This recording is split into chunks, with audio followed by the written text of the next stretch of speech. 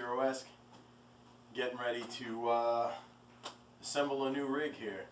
Kind of some new pieces, some old pieces, good pieces, bad pieces as the case may be. I guess that's subjective. Anyhow, I got a lot of work to do, and we're going to go through all the pieces and how I come up with my tone, different amps, different effect setups and all that stuff, and hopefully you'll find that useful when it comes time to build your own rig and wire it up so that you can have all the effect settings and everything that you want to use to make your music come to life. So hopefully you'll find this helpful, and let's get started. Alright, so first off, I'm going to be using all Planet Waves cables. I've purchased probably 3 separate cable station kits over the last several months for different things, from wiring a pedal board straight up to wiring, you know, a different rack. As a matter of fact, this rack over here that you'll see behind this RLX Maxwell, let's see if we can kind of get to it. Yeah, it was a 10-space shock mount. That was when I was using a wet dry rig. Anyhow, I used Planet Waves cables to do that as well. So I'm going to be putting everything into one rack that will fit my Bogner Ecstasy, as well as a 6-space rack with my cables in it. All the cables will be loomed in this Tech Flex stuff you see here. Basically, it'll allow me to make my own snake, so where I can have lots of cables going out to my pedal board, but it'll wrap up very quickly as if I only had one cable. Anyhow, let's check out some of the pieces that'll go into the rack. So here we have Ground Control Pro, which will be running a Digital Music Corp GCX switching system, which will have a bunch of pedals in it and whatnot. We're going to have the Bogner Ecstasy and a Mesa rectifier. And there's the rectifier. We got two 212 rectifiers. I also have 2 412 rectifier cabinets that I occasionally use. So all of these pedals that you see here, there's an Access Electronics buffer, got a Boss tuner, Tremonti wah, BB preamp. My favorite overdrive pedal in the world, Tube Zone Overdrive by MI Audio, handmade in Australia by Michael Abraham. He's a good guy and fantastic boutique pedal manufacturer. As a matter of fact, he's making amps now, so you might want to check those out. We got an MXR Phase 90 and EVH flanger. So yeah, up here we got Keeley compressor, and then we got the guy that's going to be switching channels on the Ecstasy, the mini amp gizmo. This AB switch will allow me to run both the Bogner and the Mesa at the same time, and everything will be switched with the GCX and wired with Planet Waves cables. So there you have it. That's all the gear. Let's get to wiring. This down the bottom here is a drawer, and I thought that it was going to fit when I sent out the dimensions for this case. However, we have a little problem. So as you can see, the rear of the rack drawer comes out past the end of the rack, which means the lid is not actually going to fit on there. So I'm going to have to deal with that and then get everything in here, and we'll get it all wired up and let you guys hear it.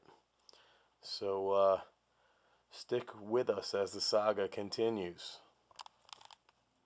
Alright, so everything's in here, in the rack here, got all the pedals in the drawer, mini amp gizmo, be controlling the Ecstasy, BB preamp, Dunlop DC brick, be powering everything, a couple EVH pedals, and a Keeley compressor, along with the ground control, TCG force, and all being powered by Furman. Let's take a look around back.